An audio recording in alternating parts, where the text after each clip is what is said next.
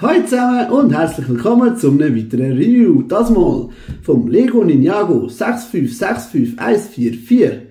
Lange Nummer, weil das Ding heisst Ninjago Thunderfang, ist 6 plus, hat 55 Teile und ist komplett gratis gewesen für mich im Lego Store. Wir haben es zusammenbauen und heimnehmen. Wir haben so eine Schachtel bekommen, wo man normalerweise Pick-a-Bricks drin tut oder Minifiguren. Es hat eine A4-Anleitung, die jetzt gefaltet ist und ihr mit dieser Nummer online sicher auch finden könnt. Und natürlich der Drache, der da drin ist. Der hat so herzige Flügel, die man bewegen kann, hat Arme, die man bewegen kann, hat Beine, die man bewegen kann, einen Schwanz, den man bewegen kann, Kopf, wo wenn er nicht gerade abbricht, kann bewegen. Genau. Und mit diesen zwei Ketten, die der hier hat, kann man den, wenn man je nachdem, wie man ihn aufhängt, kann man den fliegen lassen.